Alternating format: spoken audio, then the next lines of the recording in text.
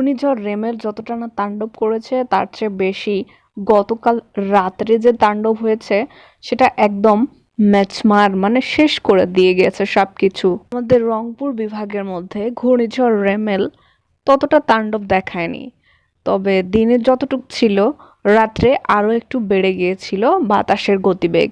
কিন্তু তাতেও তেমন একটা নয়, বাতাসের গতিবেগ বেড়ে যাওয়ায় ক্ষতি হয়েছে কিন্তু অতটা না। তারপরে গতকাল রাত্রে যে ঘূর্ণিঝড়টা হইল, এই ঘূর্ণিঝড় তো রেমেলকে ফেল করে দিয়েছে। তো বুধবার দিন পেরিয়ে যখন রাত লাগলো এবং যে দিনটা বৃহস্পতিবার হবে তার আগের রাত্রে যে তুমুল হারে রাত ঠিক 2টার দিকে শুরু হয়ে গেল বাতাস, এবং এত জোরে বাতাস বইছিল জাস্ট অকল্পনীয়। কারণ আমি তখন জায়গা পেয়েছিলাম, আমার জানালা খোলা ছিল, জানালাটা লাগাতে আমি পারতেছিলাম না, এবং বাইরে বারান্দাতে আমার কাপড় দেয়া ছিল। সেই কাপড়গুলো তুলে যে আনবো, সেই তুলে আনার মতো সাহস আমার হচ্ছিল না, এত বাতাসের তীব্রতা আর গতিবেগ ছিল। এতই বাতাস ছিল, মানে ভয়ঙ্কর। আমি তো ভয়েতে রুমের মধ্যে এসে দোয়া পড়তে লাগছিলাম যে আল্লাহ এত ক্ষতি করো না। মানুষের এমনিতেই উপকূলবাসীরা অনেক ক্ষতি হয়েছে, উপকূলবাসীদের ঘর বাড়ি ফসল সবকিছু ডুবে চলে গেছে। তো আল্লাহ তাদেরকে সাহায্য করুন। আর আমাদের এদিকে উত্তরাঞ্চলে অতটা ক্ষতি হয়নি রেমেলে, কিন্তু এই ঘূর্ণিঝড়টা অনেক ক্ষতি করছে।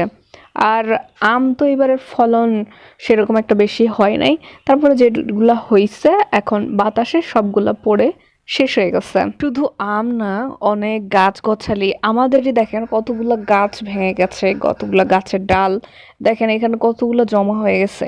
শুধু কি গাছ, তাছাড়া আমাদের কলা গাছ ছিল অনেকগুলা লাগানো, এখানে দেখতে পাচ্ছেন রাস্তা, ওইখানে একটা রাস্তা দেখতে পাচ্ছেন, রাস্তার ওই পাশে কিছু গাছ ছিল, ওখানে সব একদম ভেঙে পড়ে শেষ হয়ে গেছে। অনেকের ঘরের টিন উড়ে নিয়ে চলে গেছে, এতটাই বাতাসের গতিবেগ ছিল।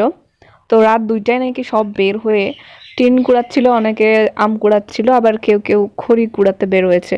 আমি এই কথাটা শুনে অবাক হয়ে গেছিলাম যে কেউ খড়ি কুড়ানোর জন্য রাত 2টায় বা 3টার দিকে বের হয়। অবশ্য গ্রামের মানুষ একটু এরকমই হয় যে তারা ছোটখাটো বিষয়গুলোকেও অনেক সিরিয়াস ভাবে নেয়, এবং রাত 2টা কি 3টা কি এরা সব সময় ঝড় হলে বের হয়। আর এখন তো আমের সময় আম তো কুড়াবেই। ঝড়ের সবচেয়ে ক্ষতিকর দিক হচ্ছে কারেন্ট না থাকা। কারেন্ট না থাকলে আসলে পানি থাকে না, মোবাইলে চার্জ থাকে না, ইন্টারনেট কোনো কিছুই থাকে না।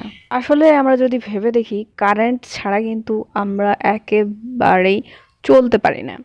বর্তমান যুগে কারেন্ট যদি না থাকে তাহলে সেই 1000-2000 বছর পিছনে চলে যাবে।